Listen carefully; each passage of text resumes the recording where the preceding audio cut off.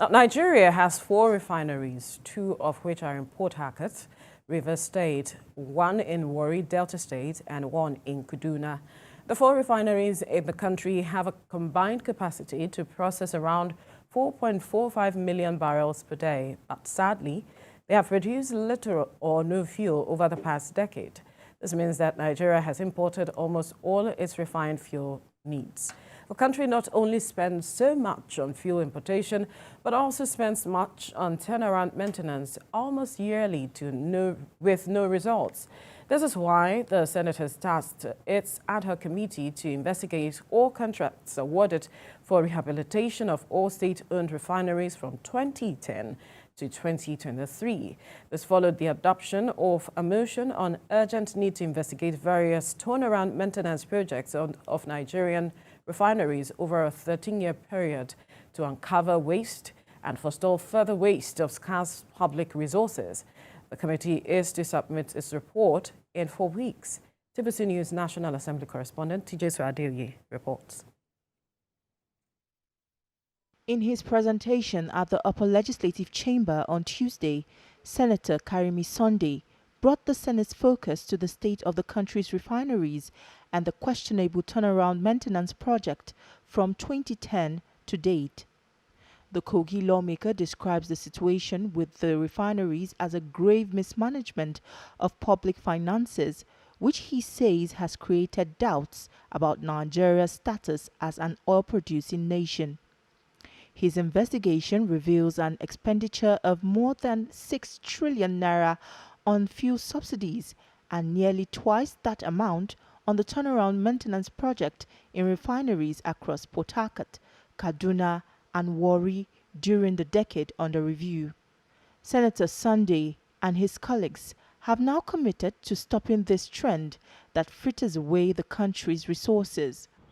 You can't continue to waste money on those refineries.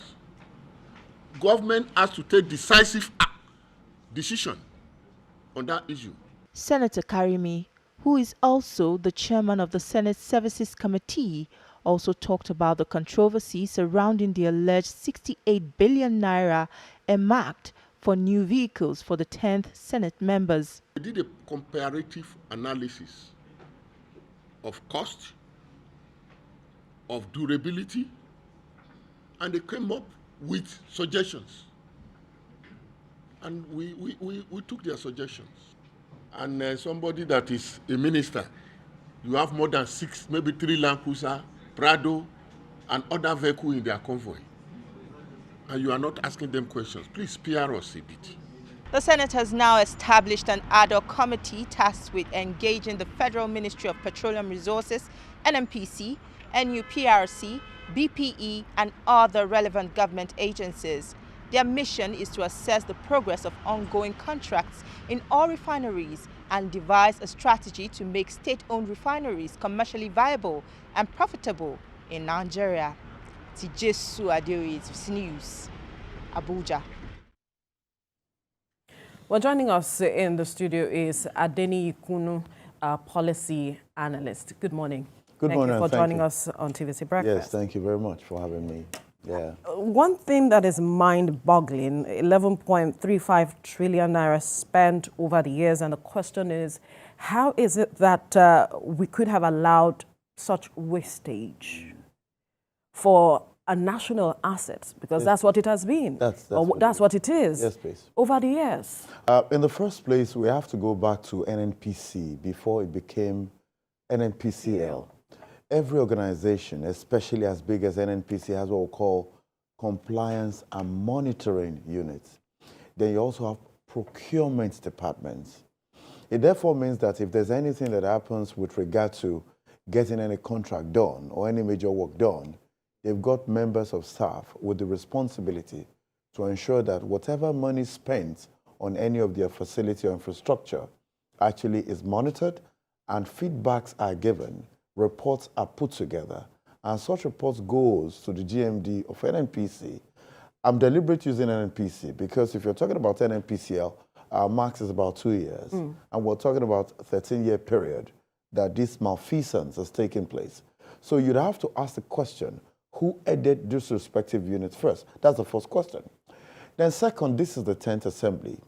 For every assembly, particularly the 8th and 9th assembly, we've always had the committee chair for upstream, downstream, and gas. Yes. So the question again is to go to those committee chairpersons and those that formed members of those committees, that how did it happen that this country has suffered such losses? That's number two.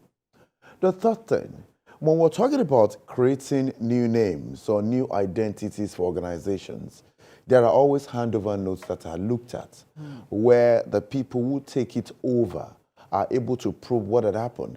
As a matter of fact, this should not have been something brought forth by the lawmaker Karimi. It should have been brought forth by NNPC, becoming NNPCL, where it says, this was what we met. And because we're giving a new identity to NNPC, to NNPCL, and want to start on a clean slate, we are not part of this.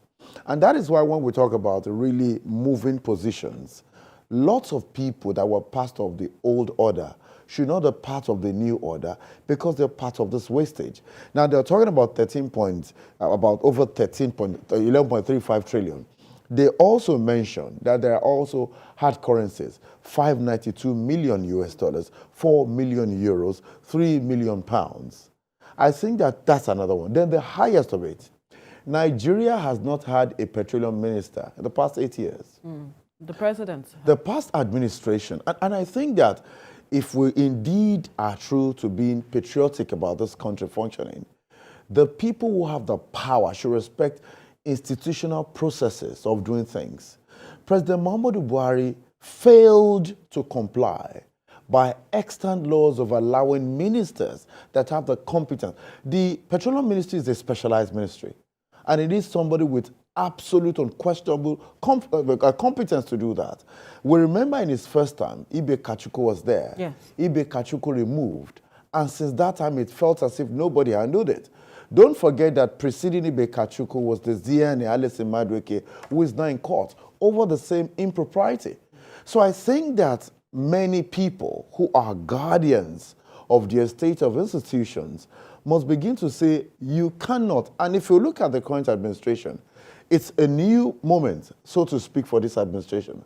But if this current president, Bola Ahmed Tinubu, doesn't want to be amongst those who will be discussing for not doing their job, then he needs to appoint somebody to manage that ministry. It is very, very important. Look at Simpre Silva, for instance, that took over from Ibe Kachuku. Ibe Kachuku, by all standards, is a very competent person. By privilege, I know him in person. What's the competence level of former governor of Bayelsa State, Simpre Silva, in that ministry? He told us lots of things that I have in print. First of all, he told us that they've removed subsidy. Later, subsidy came back. And this kind of dilly-dallying happens when people are incompetent. And under their incompetence, for instance, this kind of losses happen. Let's also be reminded that companies like Saipem that had not delivered have been repeatedly given contracts, and many others. Right. So I think that it is key for this. I deliberately mentioned these people because there are identities associated with these losses. It didn't just happen. And if at all we want this ministry to be the ministry that truly functions for us, we must do the same way. Let's go to gas a little bit. The gas operations of this country started at about the same time that Qatar started its own. For instance, Nigeria is nowhere near Qatar because they've been deliberate. It was Lee Kuan Yew that talked about the best of us leading the rest of us. But it's obvious from these losses, and that nobody has been questioned, that the seeming worst of us have the privilege of ruling. I'm careful not to use leadership, because leadership takes a whole lot.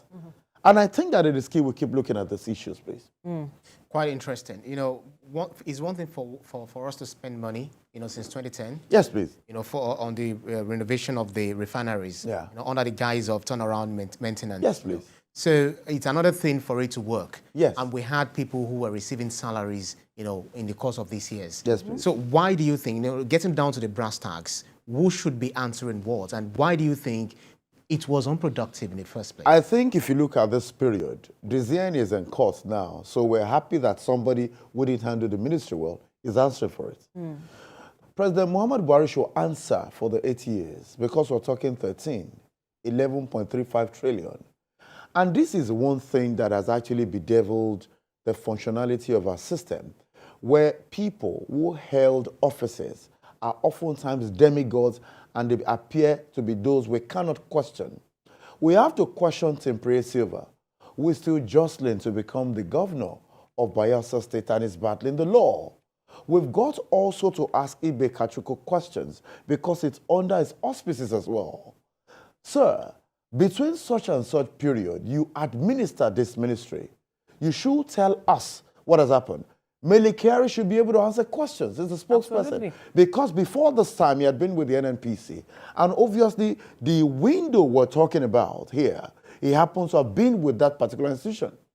And it is something key. In one of the news that we have today, NNPCL has been told to remit over 2 billion naira. Yes. I was at the training in 2016 in Port Harcourt with the Nigeria Extractive Initiative Transparency Initiative. And it was said that a lot of things are not accounted for within the petroleum ministry. Right. And I think that for every one of us who are very interested in ensuring that things happen positively for this country, we need to start looking in that direction. Don't forget, oftentimes we talk about the petroleum ministry. Do we talk about other extract? Minimally, you have about 14 to 17 extra from every crude oil. 14 to 17. Nigeria makes emphasis on one. So the question again is, for every crude we take out of this country, what happened to about 16 to 15 other products that are byproduct of it? You can make combs, you can make clothing, polybag. There are lots of things that have a lot of economic value. So when we're talking about this losses, that's it. So if you're talking about the person who should be asked questions, the two former ministers, the Zen is already answering for it. President Muhammad Buhari should also answer because it was a substantive then Minister of Petroleum Resources. He should answer for it. And I think that we should do it. For instance, about 2 former Israeli prime ministers or presidents have been jailed. Why? Because the people of Israel entrusted that country to them, but they messed it up because leadership expects them to actually guard and guide. President Muhammad Buhari should explain. We also can go back to the era of former President Olusegun Obasanjo. He was the one who actually birthed this lack of minister for a ministry that should have a substantive minister. I said it before, it's a specialized ministry. I know Baba, I've been in Abeokuta with Baba, but the reality is if the institution of state demands certain processes and you don't follow it, we need to ask you questions.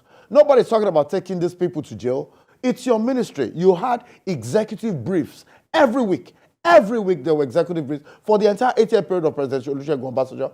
President Muhammadu Buhari had executive briefs for 8 years every week for that ministry. So when we're talking about these losses, they said uneasy lies the head that wore the crown. So the uneasy nature of the crown they wore me. Okay, let's look at this. The cumulative loss, that's within 4 years, about 1.64 trillion. The operating cost between 2010 and 2020 estimated at 4.8 trillion naira. These amounts are not part of this maintenance that never existed.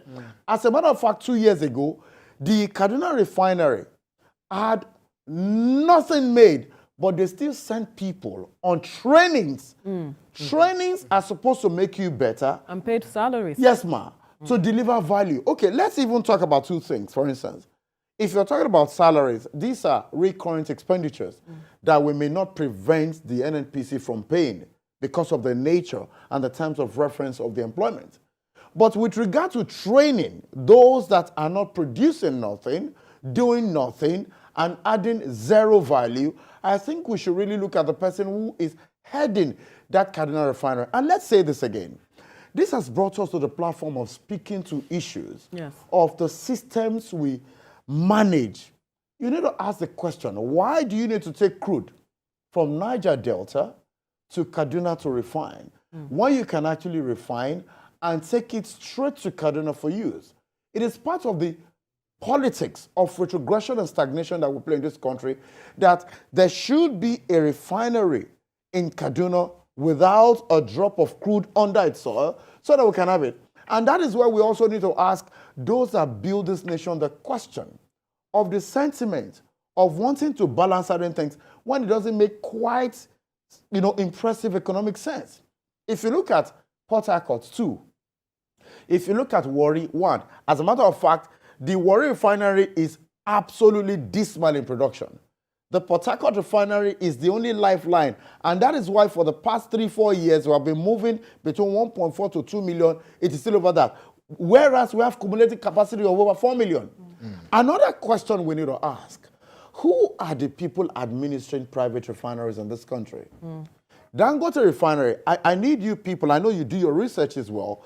If you go check the former administration of President Muhammadu Buhari, 2.5 years before the exit in office, everybody stopped talking about these refineries that belong to the country, and we're making emphasis on Dangote Refinery. Yeah. And it is preposterous to have people that are serving this country to leave focus on national infrastructure and be laying emphasis on what they told us is owned by a private person. I think that is the most ridiculous way of leading institutions. And listen again, Mr. Emefiele, that is battling the law, and I'm happy he's got to answer, told us that the monies they collected has almost been paid off or been paid off. A refinery has not operated. We need to also ask a question, what kind of financial magic happened? Because let me say this, some of the little things we appear to leave out are the little things we need to pay attention to. And whatever experts want to say as far as this ministry is concerned doesn't hold water, because experts have failed in this conversation. And that is why they've brought us here this morning to talk about this issue. So when we look at these issues that I've laid there, we need to call the lawmakers that headed the committees on the downstream, the upstream and gas for the 8th Assembly, for the 9th Assembly. That's one.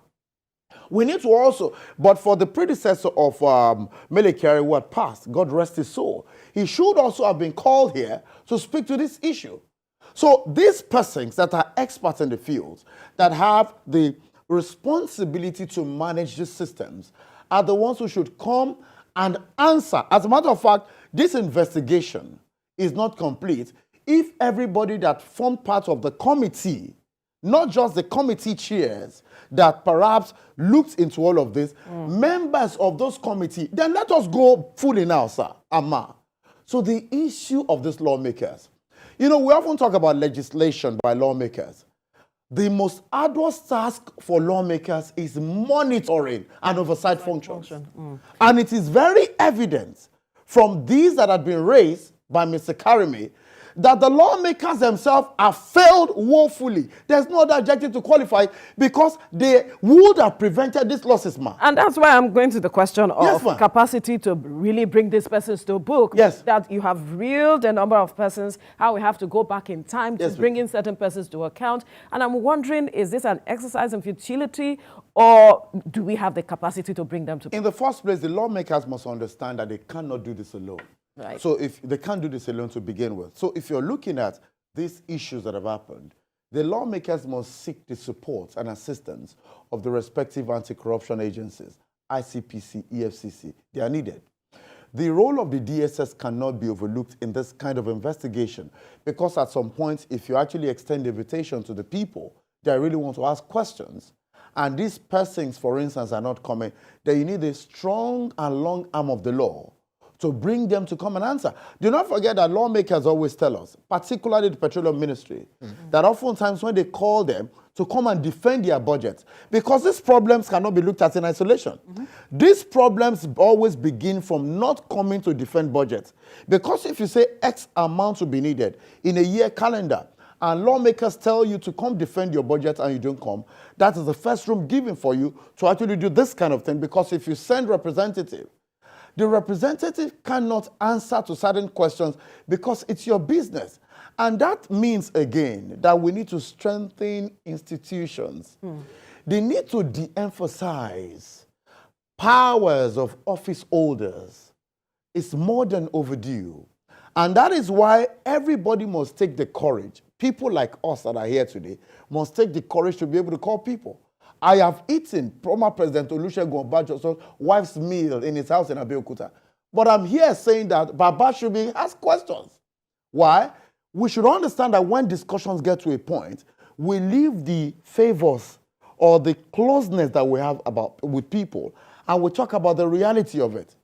And let's also say this, for instance, when all these people are written to, it should also be put in public domain, because we cannot jettison the role of the citizens in ensuring that these people answer. Because if people are invited to answer for what has not been accounted for, and they refuse, and we put it in public domain, the citizens also have a way of engineering compliance of these persons, because it's very fundamental. Quite interesting. You know, you've brought out a whole lot of people who would need to be, yes, please. To be asking a lot of questions. Yes, please. From the lawmakers to the former ministers. Yes, everybody should. The former presidents, etc. But then they are given 4 weeks to, do all of these findings. Yeah. Now, it's so clear that most of the research and most of the investigations that have been done and the recommendations made are just there in one of the shelves where they kept it in a gathering dust. What do you think this time that is allotted for this investigation would be enough? And that is one. And the second one is, how do you think the punitive measures should be meted out to whoever is found wanted? What would be justice in this case? In the first place, I have to say that 4 weeks is just too short a time to do that. But the lawmakers have 4 years to deliver. And that is why we need to have special courts. Special courts. We've been talking about special courts for elections. We've been talking about special courts. I think it's time for us to look at special courts for this kind of cases. Because if there are special courts, timeline should be given. These cases cannot exceed 3 months, 6 months, or 1 year, so that you get it all done. 4 weeks is so short a time. Maybe if they did 8 weeks and focus on it, because the petroleum ministry is the cash cow of the country. And if something of that nature has to be done thoroughly, we must understand that proper time has to be given. Then another thing that I like us to do to ensure that we get the best out of this process is to let it be in public domain. Most of these hearings of these malfeasance should be broadcast live. Don't forget, the petroleum ministry, and that is why I'm not part of those that think that the petroleum industry act Have you is forgotten the off-the-mic situation? Oh, no. We will not allow the mic to... This time, we use a megaphone. in fact, we have to create an extended, audio device outside. But the truth is, we cannot, I have to be frank with you, allow these things to go. Let me tell you this. 11.35 trillion is more than the budget that this country put together. Let me say when Yaradua was there for a year calendar. And it is obvious that these monies that have not been accounted for are evidently in the pockets of some people who believe that they are close to power and they cannot be touched. Let me say this, sir. You talked about punitive measures. In the first place, any money except even the one in cash can be traced, because whatever money that you bring into your home as cash or you keep anywhere must first of all have gone to a financial institution. Absolutely. And it must then be withdrawn. So at times when they make it seem as if it is so difficult, these things are not too difficult. Then let's get back to the petroleum punitive measure first. Assets acquired with all of these things must actually be taken back. Whatever money they're able to retrieve must be taken back. I know it may not be possible to have all of 11.35 trillion back in our account, but even if it's actually half of that, and these people should spend some time alone where they can eat uncooked beans or madly cooked beans. Because the truth is, at times we just allow these things happen and we just smack their hand like this. It is very, very important. So I think that this country has the capacity to function. And I'm very happy that people like you are able to boldly come to these issues to speak about it. Because speaking about it first enables us to have an understanding of what is happening in that ministry. Right. Being able to give me or extend an invitation here provides more clarity to it. And I think that we will still be monitoring those that have the responsibility. That's right. Because Nigeria can function. Absolutely. And we hope for the best out of this process yes, at the end of the day. I'm hopeful as well. All right, Adeni Kunu, policy analyst. Come on, I got you there. I got policy you there. analyst. Thank you. Thank you for joining us. I'm grateful for the invitation. I appreciate it. You're welcome. You're welcome. Yes, please.